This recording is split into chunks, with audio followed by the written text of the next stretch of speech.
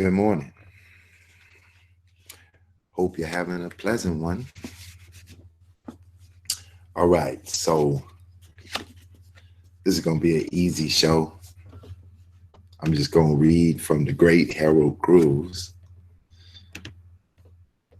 and I want you to pay attention to the words.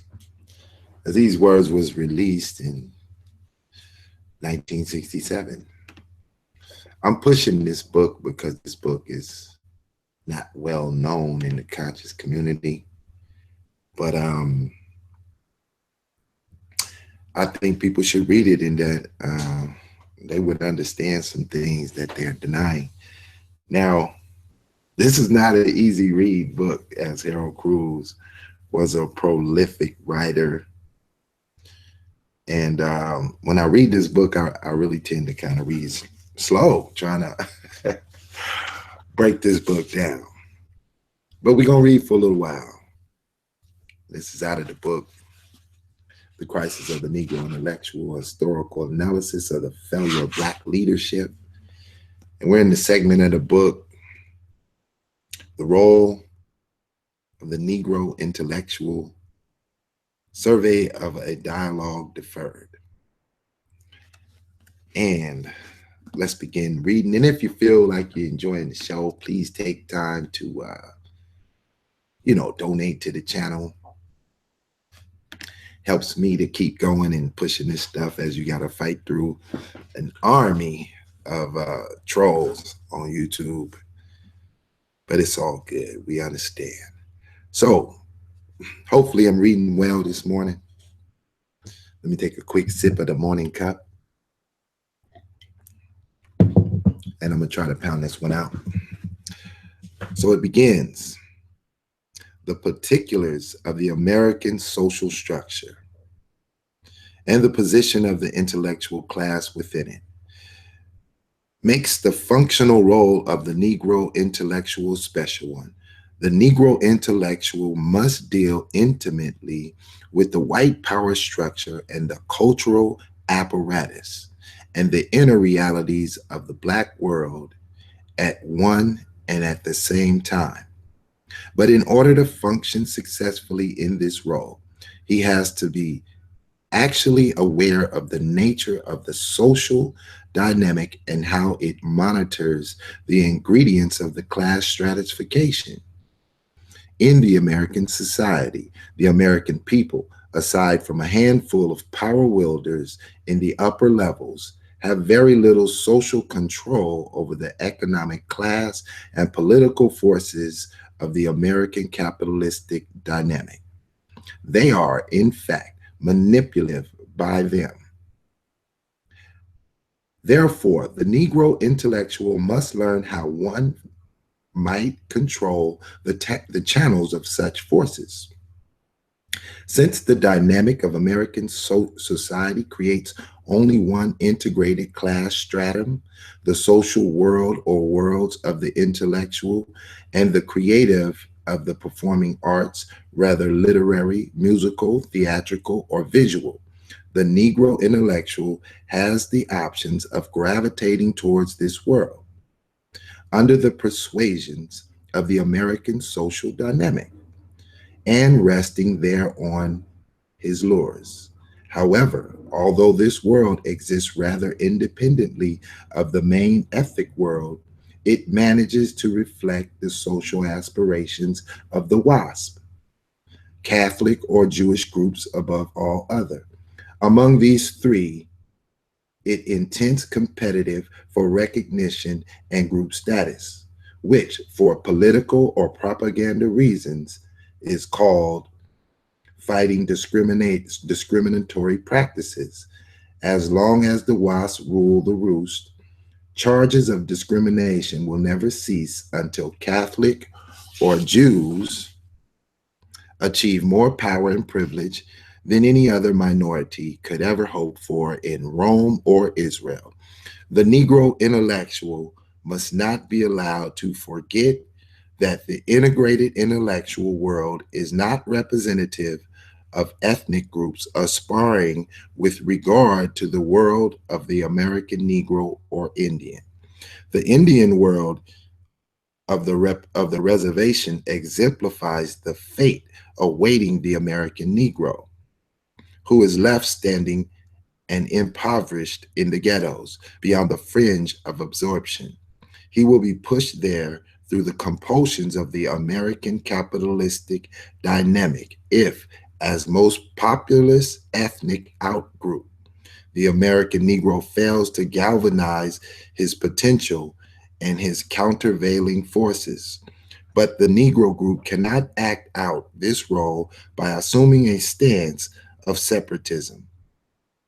The program of African American nationalism must activate the dynamics on all social fronts under the guidance of the direction of the Negro intelligentsia.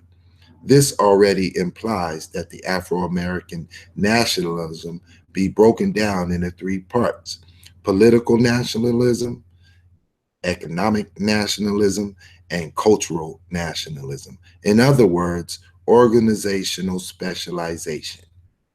Therefore, the functional role of the Negro intellectual demands that he cannot be absolute separate from either the black or white world.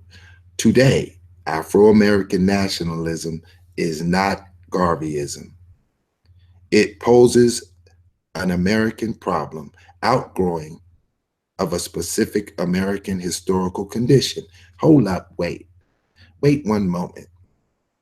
Now, let me cut in for a second with some thought.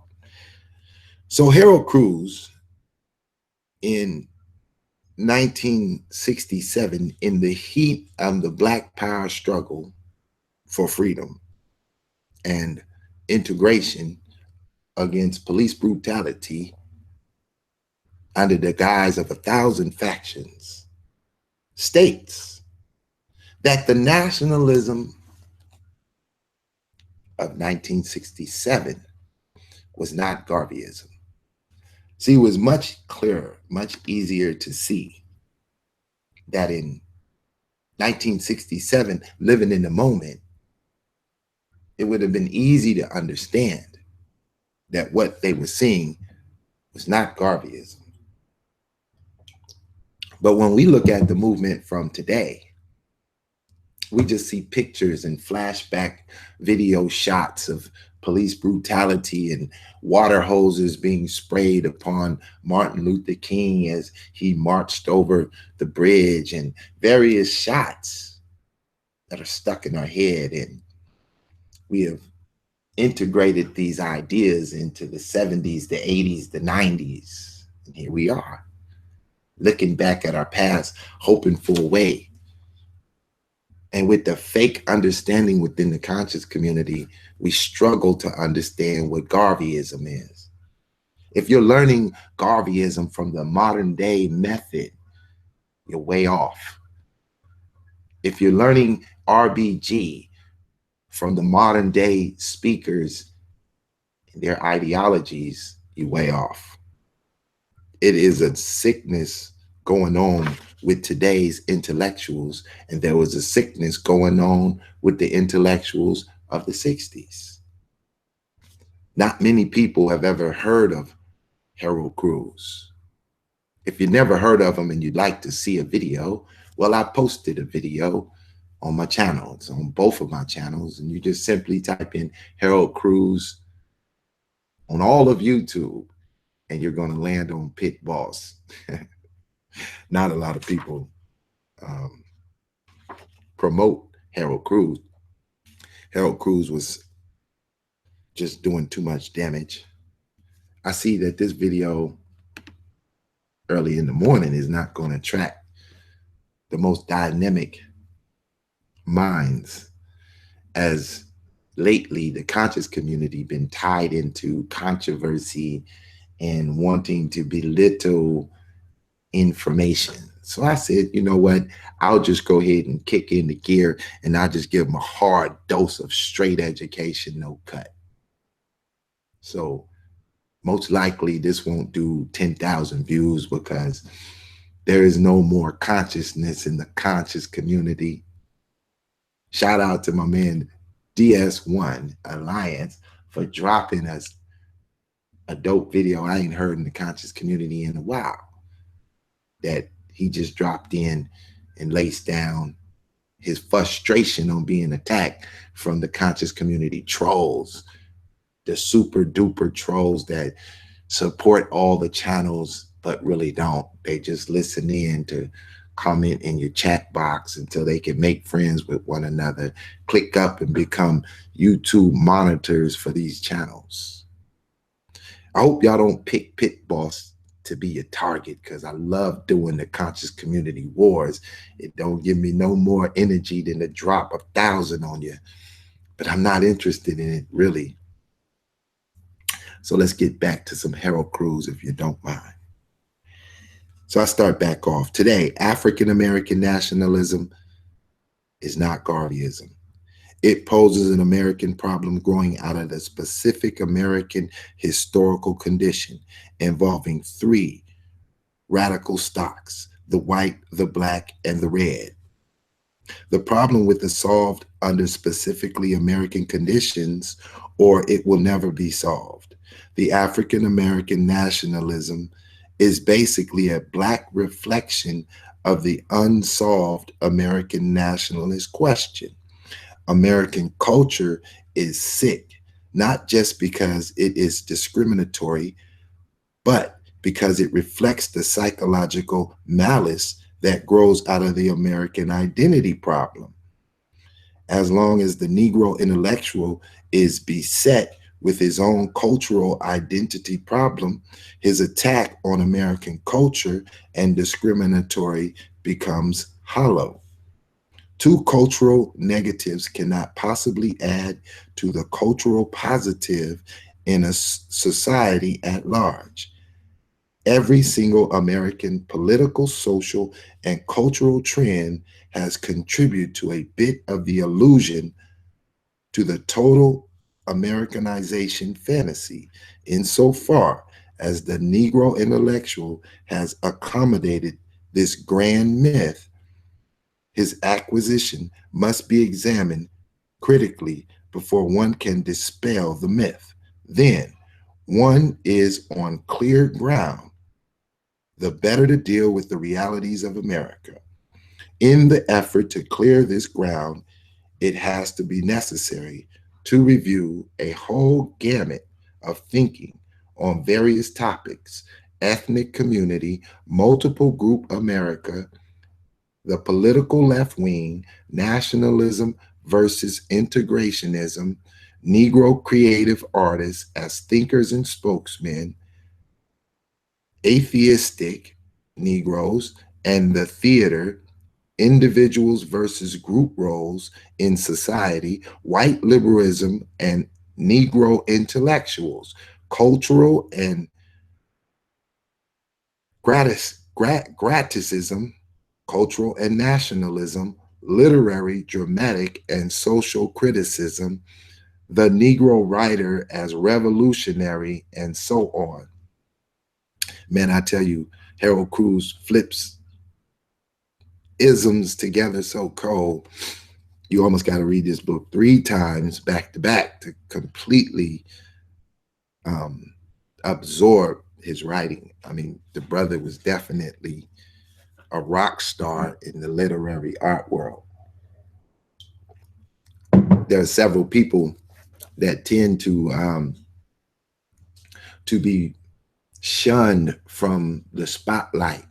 That's Booker T. Washington, Harold Cruz, and Digital Pit Boss.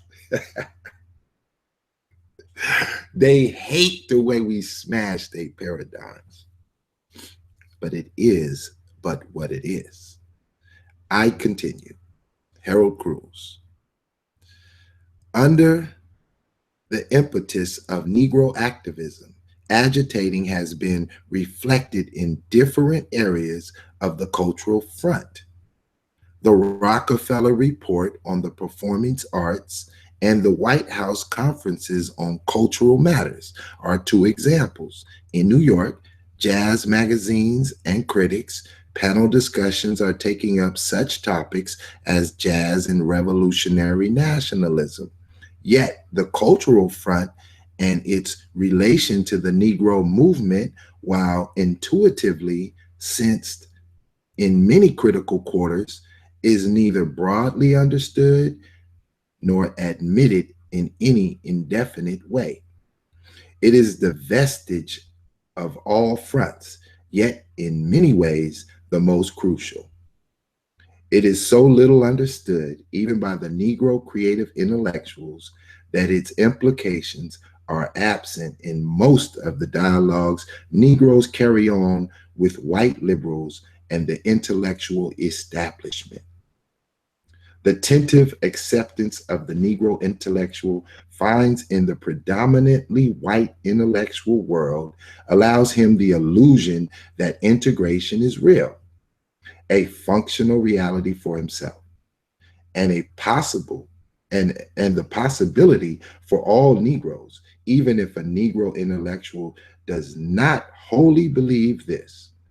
He must give lip service to the aims of racial integration, if only to rationalization his own status in society.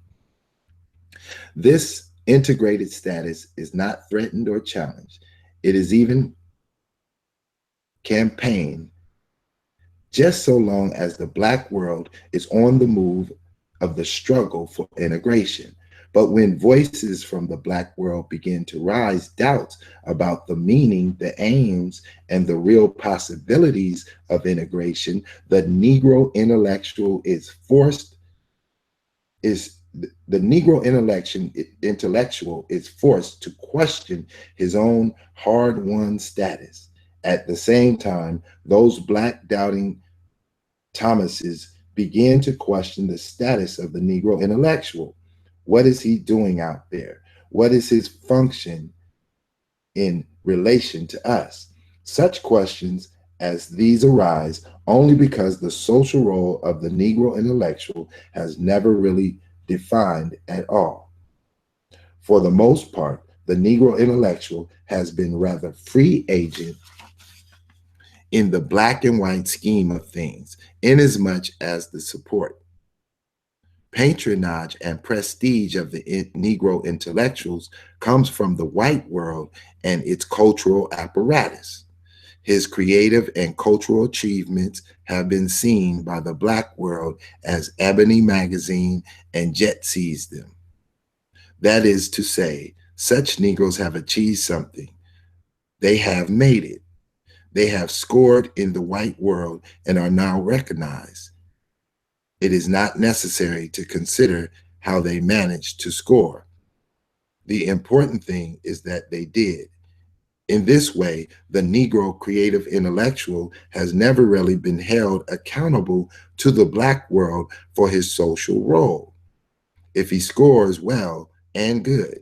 If he doesn't, that's unfortunate, but it will pass unnoticed and no one will care. This tactic argument between the Negro intellectual and the Black world has prevailed because it is understood that the Black world cannot and does not support the Negro creative intellectual. The Black bourgeoisie does not publish books, does not own or operate theaters or music halls. It plays no role to speak of the Negro music and is remote from the living realities of the jazz musicians who plays out his nights in the efforts of the soulless commercial jingles of American white middle class cafe cultures. Now, what I seem to get from that is that here you have a bourgeoisie class of Black folks, jazz musicians. I lay down the structure when I deal with the spin guard list given out by the NAACP, where they honor the most elite among the bourgeoisie. And so you could take that list and check the names off each one and understand that if the NAAC Spin Guard medals list is given to you, you have done great work for the Jew. He loved what you're doing and you should keep doing it. But to the black man, this particular individual is uplifted in our eyes and praised for us to believe this is the motto of the black man, to be compassionate and integrated and fallen asleep under the dwells and the powers of the Jewish machine operated by the black management of the NAACP. It's a shame how we just fall victim to the circumstance. Why do we continue to accept it? It's because no one has shined the proper light upon it. And when you do shine the light on what the hell is going on, you're criticized, ridiculed, attacked by the foolish. There's people on both sides of the fence, from nationalism or the integrated platforms, who sometimes shake up their side and flip sides. You get someone such as Bill Cosby. Bill Cosby dropped that pound cake speech on him. I gotta go find the pound cake speech. This was a rare occasion where a bourgeoisie at the top of the chain, $1 billion bourgeoisie, flipped the script and dropped the jewel. And they didn't like it. So because he took a death blow for this, we got to support this. Got to support it. So here's Bill Cosby and the famous pound cake speech. In the old days, you couldn't cookie school because behind every drawn shade was an eye. And before your mother got off the bus into the house, she knew exactly where you had gone, who had gone into the house. Parents don't know that today. I'm talking about these people who cry when the son is standing there in an orange suit. Where were you when he was 2? Where were you when he was 12? Where were you when he was 18? And how come you don't know he had a pistol? These are not political criminals. These are people going around stealing Coca-Cola. People getting shot in the back of the head over a piece of pound cake. And then we all run out and we're outraged. Oh, the cop shouldn't have shot him. What the hell was he doing with the pound cake in his hand? Brown versus the Board of Education is no longer the white person's problem. We've got to take the neighborhood back. We've got to go in there. It's right around the corner. It's standing on the corner. It can't speak English. It doesn't want to speak English. I can't even talk the way these people talk. Why you ain't where you is? Go wild west. I don't know who these people are. And I blamed the kid until I heard the mother talk.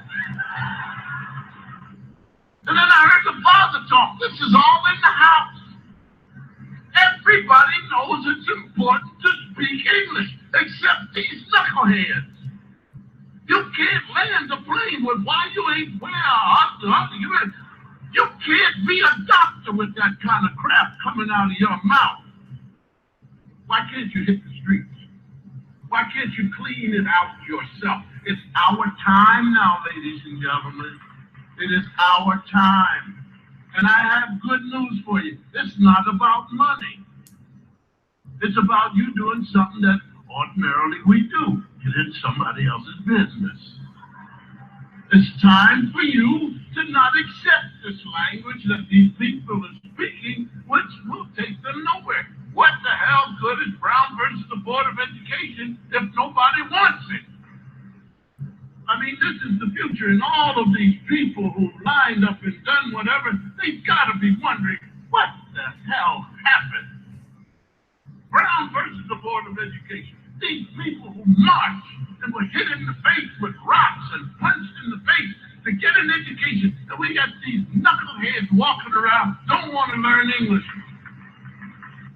When you go to the church, look at the stained glass things of Jesus.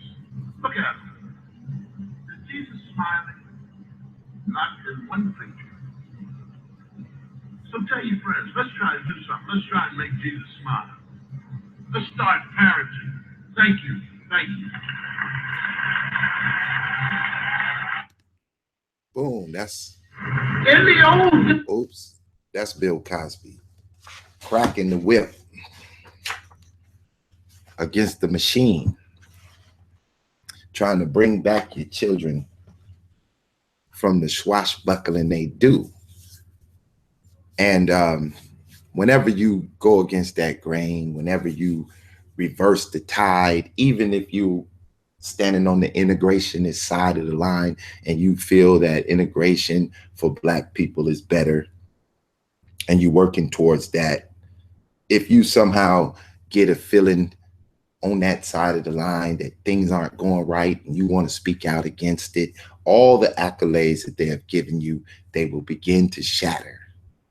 And you will find yourself against your own side because they have such a model they have created and an illusion of acceptance.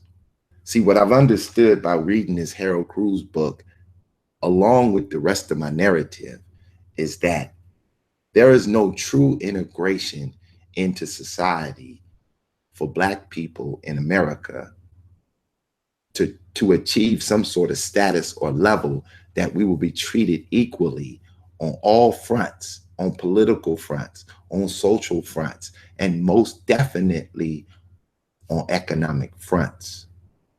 The only thing about the Black community that was truly integrated was their economics. Their social aspect was not integrated. They only took a 10% of us and integrated 10% of us. Those are those mega stars that you see. The ones that they allow to act a straight fool on camera and give them millions of dollars to influence the whole to fall in the trap. Because the trap was set. Here's a few things that occurred. The 1960s movement for Black power and integration swelled to an all-time high. Martin Luther King came along, marched us right on into the burning building. Then they executed him. After the integration was complete, they then instituted the Planned Parenthood movement, skyrocketed. Planned Parenthoods got built all over the country. That was to take care of the unwanted. Then the prison to pipeline system was implemented, and they needed a mechanism to get you to commit a crime because they've already set up the law that when you commit a crime, you could be reinstated into slavery. And so the crack bomb was laid into your neighborhood because they knew if you didn't have jobs, because they took away your economics, you would then be prepared to break the law. This is social psychology implemented on an entire group of people in the country. I happen to grow up in California, in Southern California to be particular, the Los Angeles County. And it just so happens that in the city in which I come from, the crack bomb was initiated and ignited there. I did an entire history on it. I have it posted online. Maybe one day I'll share it again.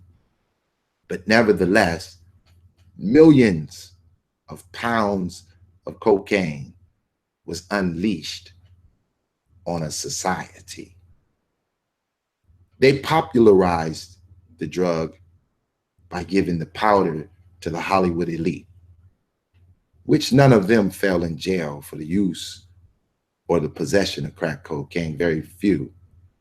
They got addicted, they died, they suffered the consequences of using the drugs, but they were there just to promote the drugs. And then the lavish lifestyle that comes with having millions of dollars began to take an effect on a ghettoed population suffering from economic depravity. And so people started to sell drugs. Then, to maintain that money and that status, they released weapons onto the community. In Los Angeles, we had trains that would just stop in the middle of South Central Los Angeles, full of AKs. There were never any AKs on the street until this moment. Then all of a sudden, people started to realize your enemy has an AK. Well, if your enemy got an AK, you better get you one. And before long, there was all types of semi-automatic weapons on the street. Now they really knew that their social project was underway. So we amplified the gang banging. There were apartment buildings that collected $1 million a day.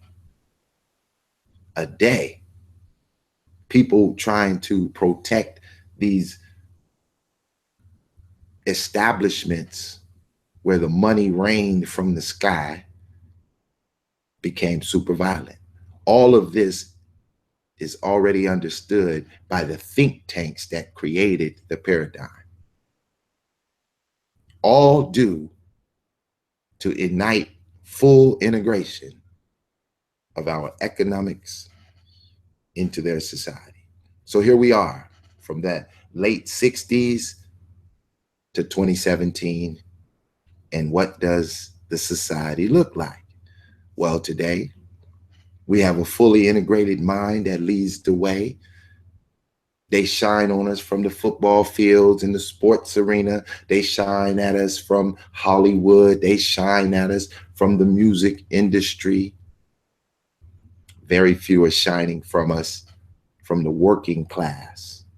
We don't hear about the working class. We rarely understand that you can make millions of dollars from the working class. We raise our children up to go and work for the oppressive group, that they never recover the idea of independence. We blame our social conditions on ourselves, thinking that we created this monstrosity that enters into our community. But it is far from the predicament of those being victimized from the hands that created the problem. So then movies come out, stories come out. They talk about Rick Ross being in jail, and he finds out from an investigative journalist who says he's uncovered a story that Noriega was dealing with Reagan in the Contra scandal for money for drugs or weapons, drugs for weapons. They're fighting a Contra fight somewhere in the cocaine jungles of Colombia. Then it moves into Mexico, and the Mexicans formulate various drug gangs in order to infiltrate America's population. And eventually it hits the streets, and it's all out drug warfare. All of these things created by a think tank who understands what the objective is. If we're going to integrate the blacks, we kind of allow them prosperity among us. It must be devastation. We must be able to control the levels at which they grow. And so we kill our babies in Planned Parenthood. We kill our brothers and our sisters on the streets with guns. We kill our uncles and our mothers with crack.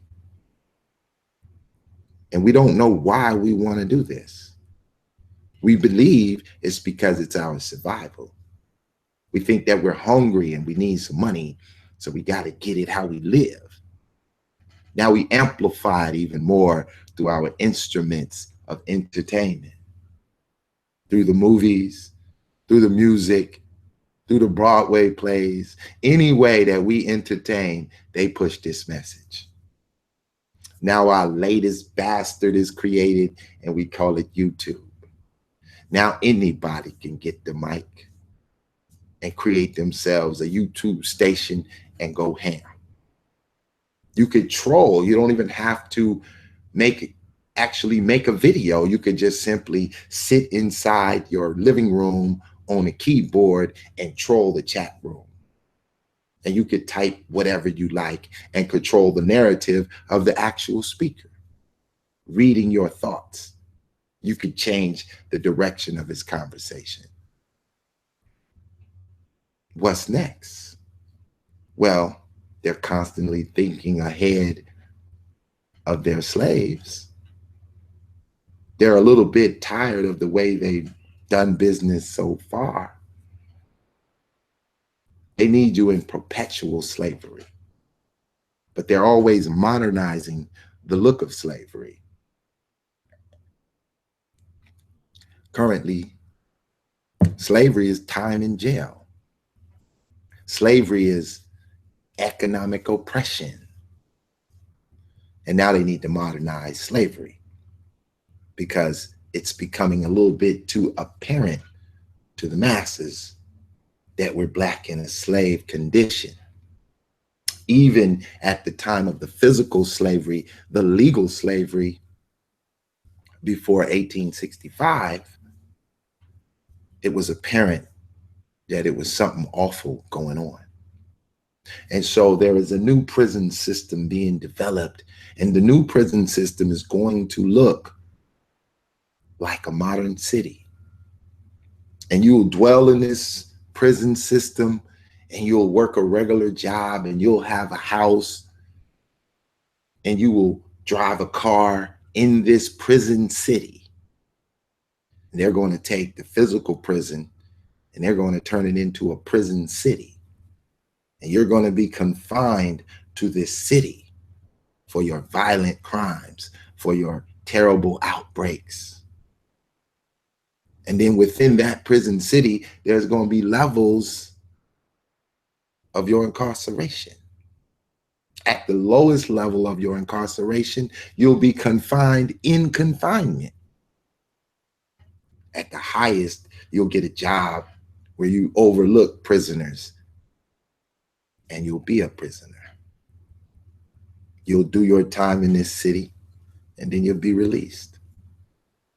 In a perpetual cycle of going back to the city, no one in the city will own anything. See, the law is crafty. The law states that a citizen cannot and shall not own property. Just as a slave in slavery could not own property, he was owned by his master. In today's society, the government is your master. He's created a corporation. And to enter his corporation, you must give up your right of sovereignty in order for privileges and services that you could agree to because you choose not to be independent. You don't want to hunt and gather for your food. You'd rather enjoy the easy aspect of someone providing welfare for you. And so the modern day prison is underway. The think tanks are working on the details. There's a lady who says she sued Hollywood for billions of dollars, that she wrote Terminator, The Matrix. Impressive lady. I spoke to her myself. She has a new book out, The Matrix 4. She says she's not releasing the story to Hollywood. But in there, she gives us a little details of what a future prison looks like. And in her idea of a future prison, when you're convicted, you don't go to jail in the way that you appear jail to be. Rather, you get put on some sort of electric neck chain, some sort of tasing machine that can also cut your head off if you go too far. And you serve your time as a working slave for no pay. That's the way to build a nation and get a profit. Produce nothing and own everything. Produce nothing and own everything. That's the modern day slavery. Hey, Rachel Ann, thank you for the donation. Holler at your boy on the phone. We need to talk. I got some new lines coming up. So, good morning to you all. So, I'm going to switch my dial up. Moontaker Whitaker. Let me explain something to you, homie, while you keep jumping in my line. I could go back and forth with you and play the game. But you're one of the examples in which I'm explaining here. That somehow you sit in your living room and you take in YouTube to be your reality. And that's cool. That's very cool. You think that who you see on YouTube is the person. And you're fooled and you're taken into the ideas of YouTube and the narrative being shared. And so it's early in the morning, and where you live, you East Coast, you New York with it. So it's 7:53 in the morning for you. And before you could even hit 8 o'clock in the morning, you've already destroyed your day because your mentality is confused. And you're looking for a way out. You're looking for some inspiration on YouTube. Why don't you go outside and smell the flowers? Do something with your life. Start your day off perfect. Inspire yourself. You're not ready for YouTube. It's sickening your brain cells. Like the rap game did you as a child. Now YouTube will take care of you as an adult. It's sickening your brain cells. You need to reverse your negative thought. You need to come back again. Tell them to redeal you a new hand. The one you playing with ain't no good. Pitt boss could play the game with y'all. I'm just not interested. It's difficult to get back into the swing of things with the elusive nature of the YouTube chat rooms and the millions of people who chime in. I'm looking for narrative and substance on a YouTube channel. I'm not looking for commentary about the next man's business.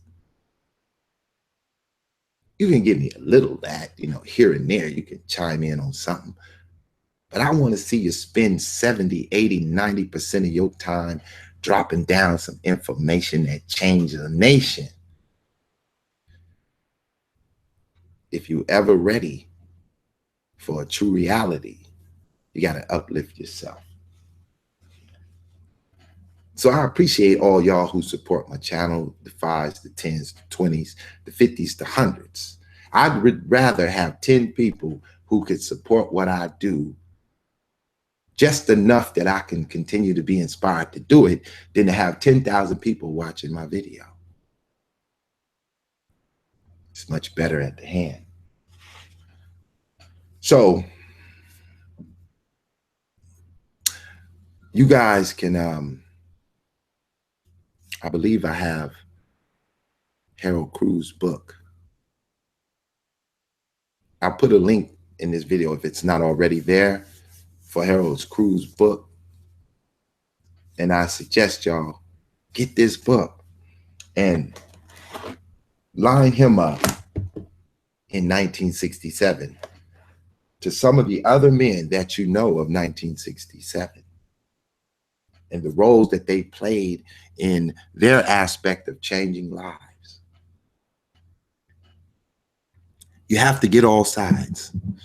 All of us are just viewers of what already took place years ago. All we can do is examine and extract from our examination the worthwhile understanding, and then implement that to make change for ourselves. Or you can wake up every day with a sickness in your head to find some way to make your day less progressive. It's not that hard to do if you care to change your reality. It's not that hard to do. So, hoping that you can find some positive motivation in your day. This is Digital Pit Boss, and I'm going to leave you with a positive note. You used to call me on my cell phone late night when you need my love.